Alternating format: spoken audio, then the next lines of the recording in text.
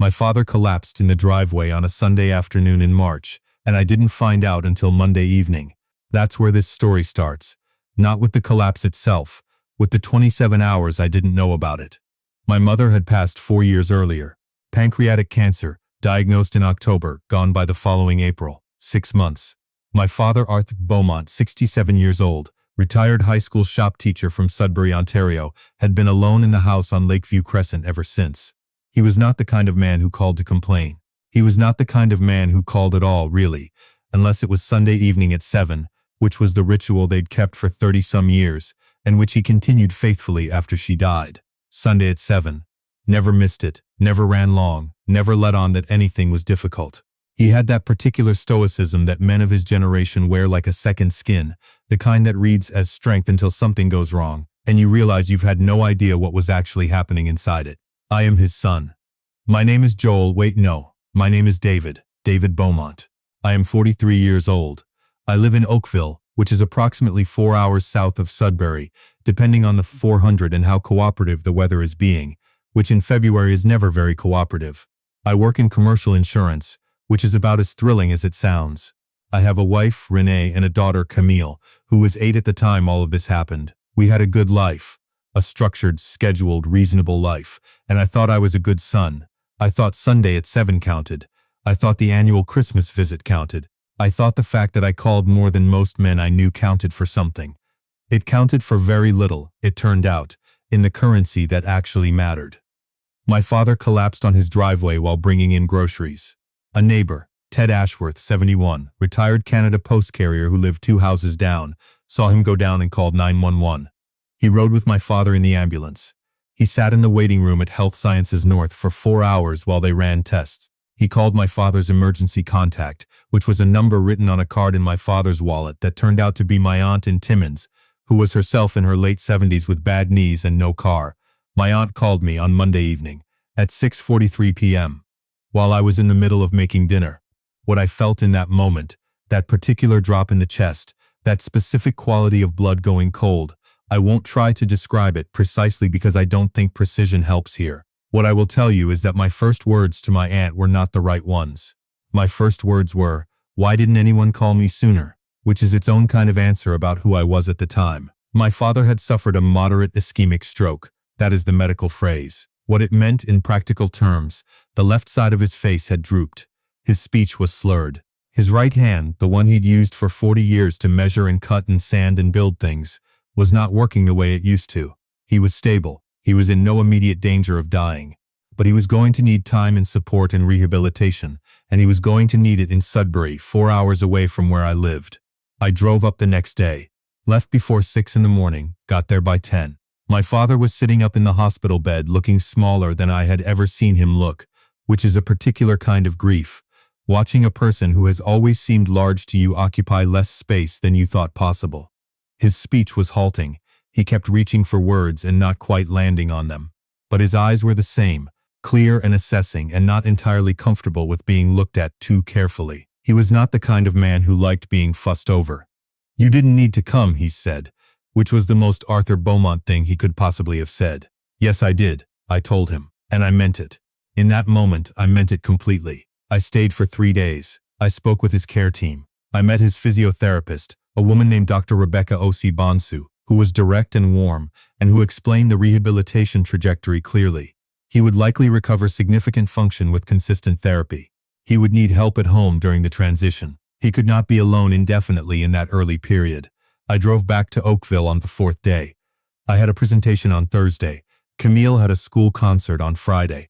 Renee had her own work, her own schedule, her own legitimate claim on the life we'd built together.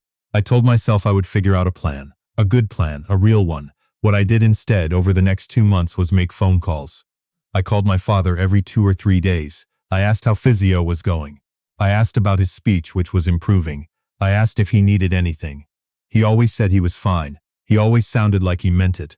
I took that at face value because it was easier to take it at face value. I told Renee the situation was under control. I told myself the situation was under control. Ted Ashworth, the neighbor who had ridden in the ambulance, was stopping by twice a week. The hospital's social work team had connected my father with a community support worker who came on Tuesday mornings. It seemed manageable. It seemed like something that was being handled. What I was not doing was going back to Sudbury. What I was not doing was taking time off work to actually be present. What I was not doing was asking my father the questions that would have required him to admit how hard things actually were. Then in May, my father fell in the bathroom at 2 in the morning. He was there for 20 minutes before he could get to the phone. He called Ted, not me. Ted came over in his pajamas and helped him up and sat with him until 4 in the morning, making sure he was all right. My father told me about it on our next call, 3 days later, in the same tone he would have used to tell me it had been a warm week. Like it was a small administrative detail I might want to have. "Dad," I said, "you should have called me." "You were asleep," he said. "There was nothing you could do from Oakville." And I said something that I have turned over in my mind many times since. I said, "I know, but still, you should have called," which is an extraordinary thing to say to someone. You should have called so I could feel like I was involved from 4 hours away while someone else actually showed up. I did not go back after the fall. I upgraded his bathroom. I ordered grab bars and a shower chair from a medical supply company online and arranged for them to be delivered to the house. I told myself this was practical and helpful, which it was. I also told myself it was enough, which it was not. By June, my father was doing better. Speech had largely returned. Mobility was improving. I started calling every week instead of every 2 or 3 days, which I experienced as a significant increase in effort. Summer came. Camille had day camp. Renee and I took a week in Prince Edward Island in August that we'd booked the previous January, and I decided there was no reason to cancel it. My father told me to go. He said he was fine. I went. He was not fine. I know this now because of a woman named Bev Tremblay, 65, retired librarian, who lived across the street and who I did not meet until the following October.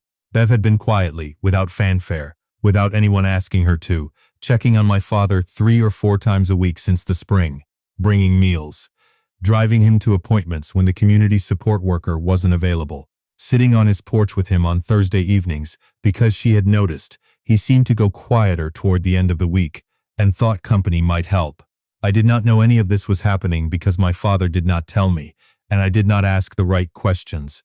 And Bev had no reason to call a son she'd never met to report that she was doing the things he wasn't doing. I tell you all of this not to condemn myself, though condemnation is probably appropriate. I tell you because the story of what happened next only makes sense if you understand what came before it. The pattern of it.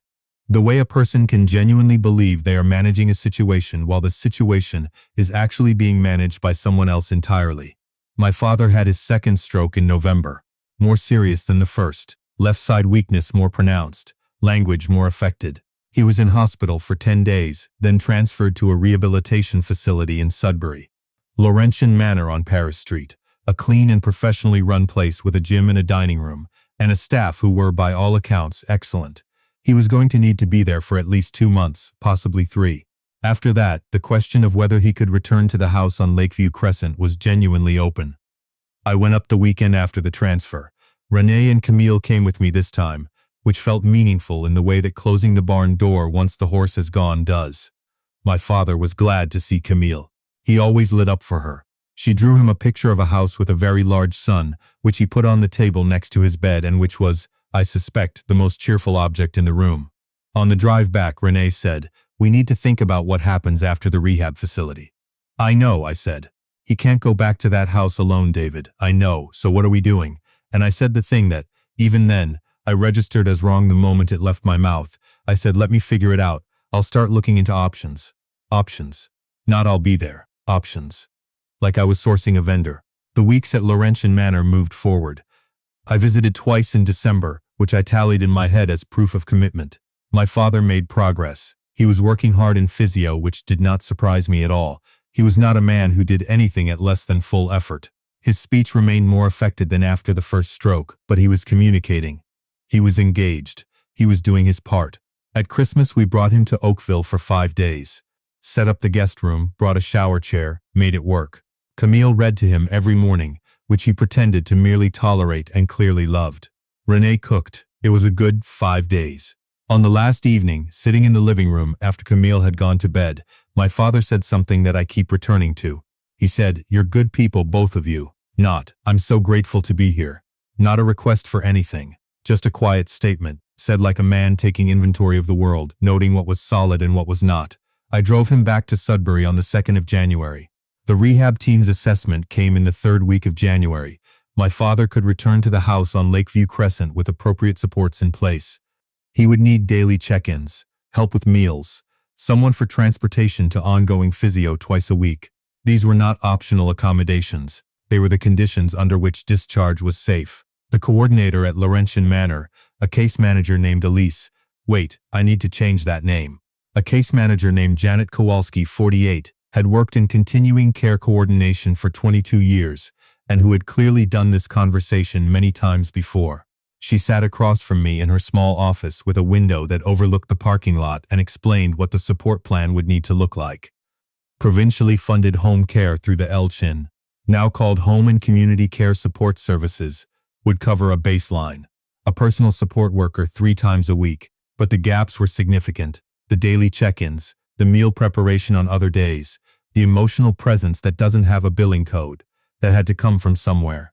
Your father's immediate circle, Janet said, with the particular diplomacy of someone who means you. I nodded. I said we would make it work. I said it with the confidence of someone who had been saying that since March and for whom it had always turned out that someone else made it work. I drove home from Sudbury on a Friday evening in January. Somewhere around Barrie, in the dark, with the highway glazed and Renee asleep in the passenger seat, I had a conversation with myself that I should have had 10 months earlier, about the difference between being present in theory and being present in fact, about the specific way it is possible to love someone genuinely and still fail them completely, about Ted Ashworth in his pajamas at 2 in the morning, about Bev Tremblay with her Thursday evening porch visits, about a retired librarian doing the work of a son. My father came home in early February. I took 2 weeks off work. Renee managed Camille's schedule and did not say anything that wasn't generous, which was its own form of love. I stayed in the house on Lakeview Crescent, which still smelled like my mother's cleaning habits, and my father's workshop, which is cedar and machine oil and something underneath both that I could only call time. I drove him to physio. I made breakfast. I learned that he liked his coffee with exactly 1 teaspoon of sugar, which I had somehow not known in 43 years. I sat with him in the evenings and we watched hockey and he fell asleep in his chair by 9 o'clock and I let him sleep rather than waking him to go to bed because the physio was exhausting him in the way that work you genuinely need exhausts a person. Ted came by on the 2nd Thursday. He shook my hand and looked at me with an expression that was entirely without accusation and was therefore somehow harder to bear than accusation would have been. He was a large, quiet man with reading glasses on a chain around his neck, and the manner of someone who had decided a long time ago that people were generally doing the best they could. Bev came on Friday. She brought a pot of soup and a bag of rolls from a bakery on Elm Street. She introduced herself to me with the slight awkwardness of someone who has been a significant presence in a situation, but isn't sure whether she is welcome to claim that presence now that the official family has arrived. I thanked her. It came out inadequate. There isn't really a language for thanking someone for doing for 12 months what you should have done yourself. Your father talks about you and Camille all the time, she said, not as a reproach, as a gift, which was somehow worse. The 2 weeks ended. I went back to Oakville. The home and community care support worker, a woman named Teresa, came 3 times a week and was, in my father's words, thorough, which from Arthur Beaumont was strong praise. Ted and Bev continued what they had already been doing. I called every day now, not every week. Small upgrade. Still not the same as being there. The months moved. My father improved, steadily, less dramatically than after the first stroke, but visibly. By spring, he was walking without a cane inside the house. By summer, the speech was clearer, not where it had been, but functional, warm, recognizably him. He told bad puns again, which I had always pretended to groan at, and which I was deeply relieved to hear. I thought we were through the difficult part. I thought again that things were under control. And then, 18 months after his second stroke, I called my father on a Sunday at 7, the old ritual, still going, and he told me that Bev had mentioned, casually, that the heating system in his house had been making a noise, that he hadn't wanted to bother me with it, that he'd been turning up the electric baseboard heaters at night to compensate, that it had been going on for about 3 weeks. It was February, Sudbury in February, 3 weeks of a failing furnace. At night alone, turned up the electric baseboards. I called an HVAC company first thing Monday morning. They had a technician out by Tuesday. The heat exchanger was cracked. It had been slowly leaking combustion gases into the house at low levels for 3 weeks. The technician said it was serious. He said my father had been lucky. I sat in my car in the parking lot of my office building on Tuesday afternoon and thought about the word lucky. I thought about cracked heat exchangers and carbon monoxide, and my father sleeping alone in a house that was quietly trying to hurt him, while I was 4 hours south thinking the situation was under control. I thought about how many times Bev Tremblay had probably noticed something was slightly wrong before it became critically wrong. How many times Ted Ashworth had shown up in some form or another, at 2 in the morning or on a Thursday evening, filling a space that had been left empty. I went back to Sudbury that weekend, not because there was a crisis, the furnace was fixed, my father was fine, but because I needed to sit in that house and understand something.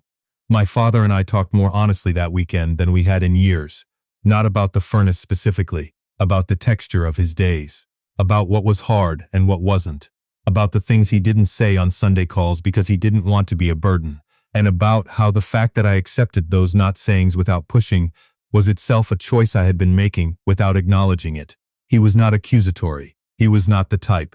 But there was a moment on the Saturday evening when I asked him directly, "Dad, were you scared?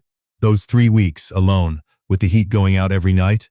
And he looked at me for a moment before answering, the pause of a man choosing honesty over habit, and he said, "Yes, a bit.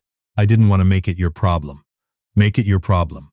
I had 4 hours in the car on Sunday to think about what that sentence meant, about how I had trained my father, through absence and managed distance, to understand himself as a problem to be minimized rather than a father to be cared for, about how the systems I'd set up, the PSW, the grab bars, the biweekly calls, had all been designed, if I was honest, to make me feel responsible without requiring me to actually be responsible, to purchase peace of mind at the lowest possible cost in terms of my actual time and presence.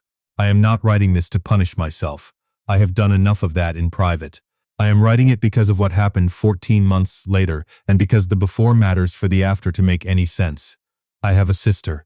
Her name is Cheryl Beaumont Houle. She is 49 years old. She lives in Kelowna, British Columbia. She works in real estate and is by most measures a high-functioning and capable woman. She and I had a functional, if not particularly close relationship. We talked at Christmas and on birthdays, and occasionally on the Sunday calls when she happened to call at the same time I did.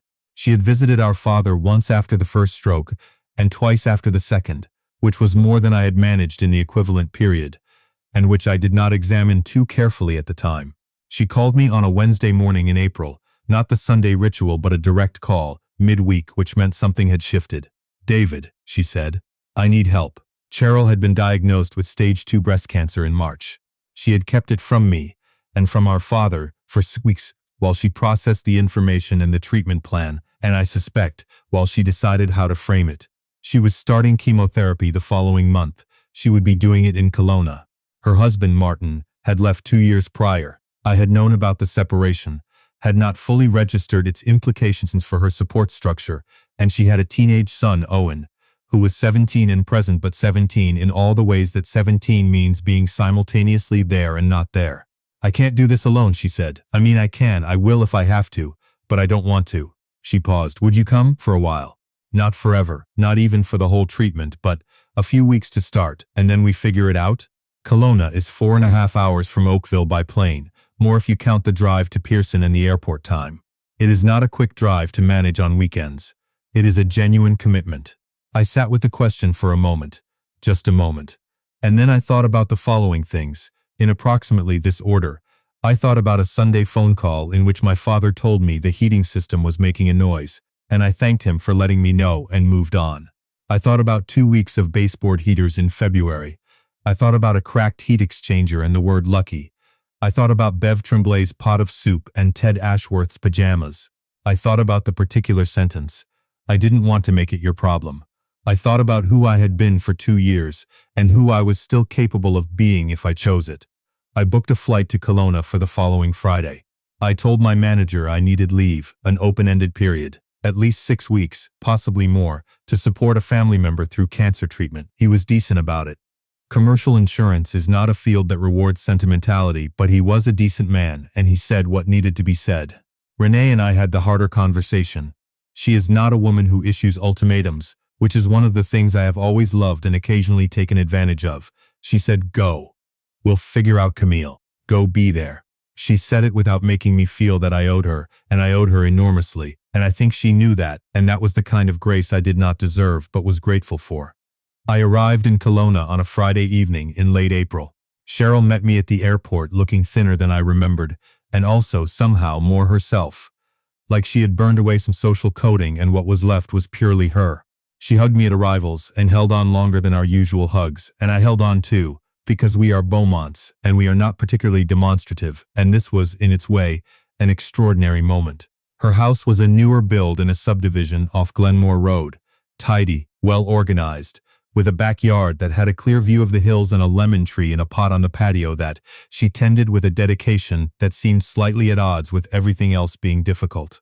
Her son Owen was there when we arrived, a tall kid with his father's jaw and his mother's eyes, who shook my hand with the careful courtesy of a teenager trying to behave in a moment he didn't know how to read. "Uncle David," he said. "Good to see you." "Good to see you," I said. "You eaten?" "Not yet."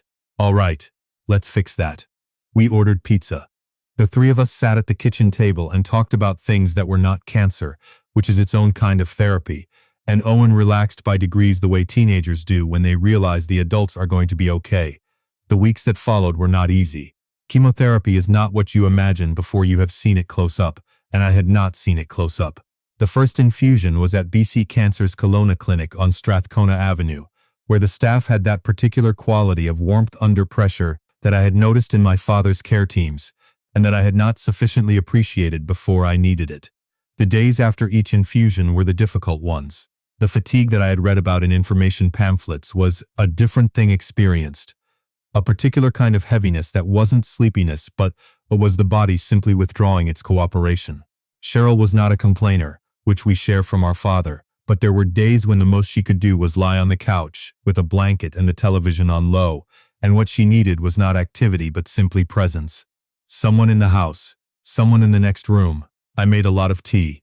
I drove Owen to his hockey practices because it turned out someone needed to, and Cheryl had been managing that on top of everything else. I learned which grocery items she could tolerate and which ones were making her nauseous, and I reconfigured the weekly shopping around that without making it a conversation. Small things, obvious things once you were actually there. I called my father every day. I told him what was happening with Cheryl. He listened with the careful attention he gave to important information and asked questions that were useful. Is she eating? How's Owen managing? Are the people at the clinic good? He sent Cheryl a card, physical card, in the mail. His handwriting still slightly irregular from the stroke but unmistakably his. That said, "You are stronger than this. Love, Dad." 3 lines. He always knew the right distance for a sentence. 6 weeks turned into 10. Renee came out for 2 weeks in June, brought Camille, who immediately attached herself to Owen with the unself-conscious loyalty of an 8-year-old who has decided someone is worth following around. Watching them, Camille chattering, Owen patiently tolerating it with the occasional actual laugh he wasn't expecting to produce, was one of the better things I saw that spring. I was in Kelowna when my father called me one evening in the second week of June, at 8 o'clock rather than 7, which meant something had prompted it. "I wanted to tell you something," he said. His speech was good that day, clear and steady. "What you're doing for Cheryl, your mother would have." He stopped. The pause of a man who does not usually reach for his wife in sentences, who keeps her in another register. She'd have been proud. I'm proud. I was sitting on Cheryl's back patio with the hills going dark and the lemon tree in its pot, and I did not say anything for a moment because I needed a moment. "I should have been there more," I said. "After the strokes, both of them." Another pause. "You're here now," he said about it, which was, from Arthur Beaumont, the fullest form of forgiveness available. By the time I came home to Oakville in late July, something had shifted. Not dramatically. Not the kind of shift you could point to in a single moment. But Cheryl and I talked on the phone every few days now, not every few months. I knew her oncologist's name. I knew Owen's hockey schedule. I knew which of her friends had shown up during treatment and which had gone quiet, the way people sometimes do when illness makes them uncomfortable. And I knew the difference it made when someone chose the first option over the second. And I understood something about my father that I had not understood before, not because he had explained it, he had not, but because I had finally had the experience of showing up for something that cost me something, and feeling the particular quality of presence that creates on both ends of it. My father was right. I was there now. The before was what it was. The before had taught me the only thing it could teach me.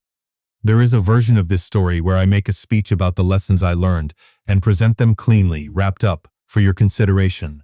I am not going to do that. It would be dishonest. What I will say is this. I used to believe that love was an orientation, that if you felt the right things towards someone, if you cared about them in the correct internal way, the expression of it was secondary, a matter of logistics, a question of scheduling.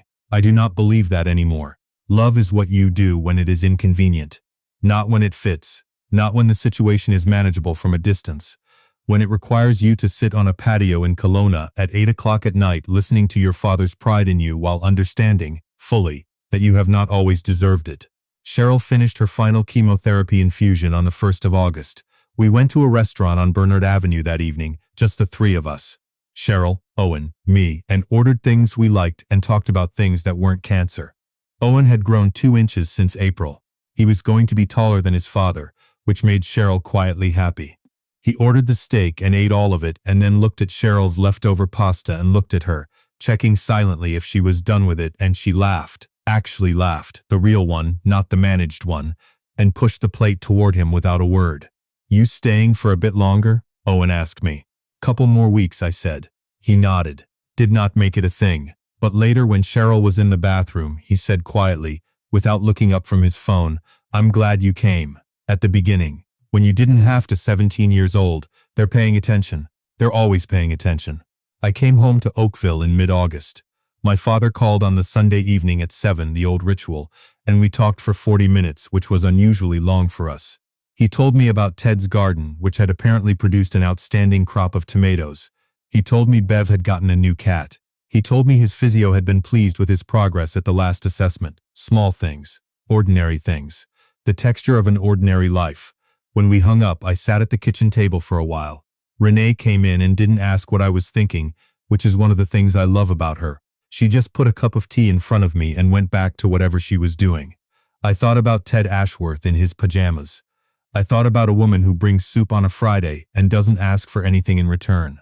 I thought about what it means to be the person who shows up, not because it's required, not because it's easy, but because you looked at the situation and you understood that someone's ordinary life depends on it, and you decided to be there for the ordinary. Not just the emergency, the ordinary. That is the thing I had gotten wrong. For 2 years, I had treated my father's situation as a series of emergencies to be managed. I had not understood that what he needed was not emergency management. He needed someone to be part of the ordinary. Tuesday mornings, Thursday evenings, the bad puns, the hockey game, the Sunday call that runs long because you have things to say and you say them. I am 43 years old. I have made significant errors and I will probably make more. But I am at least now making them as a person who knows the difference between being present in theory and being present in fact. My father is 71. He is doing well. We visit every 2 months, not just Christmas, every 2 months. I stay for 4 or 5 days. I have learned which gas station on the 400 has the best coffee, which is useful information and also, I think, a small indicator of who I am becoming. Last spring, I was sitting on the porch on Lakeview Crescent with my father on a Thursday evening. The same evening Bev had been coming by for years, though I didn't know that when I arrived. Bev came over around 7 with her new cat in a carrier, apparently introducing it to the neighborhood at large. The cat was not enthusiastic about this project. My father found this very funny. Ted came out of his house across the way and waved, and my father waved back, and there was a Thursday evening on Lakeview Crescent, ordinary as anything, and I was there for it. I was there for it. That is, when I think about the past few years, the sentence that means the most to me, not what I built or arranged or organized from a distance. Just that, I was there for it.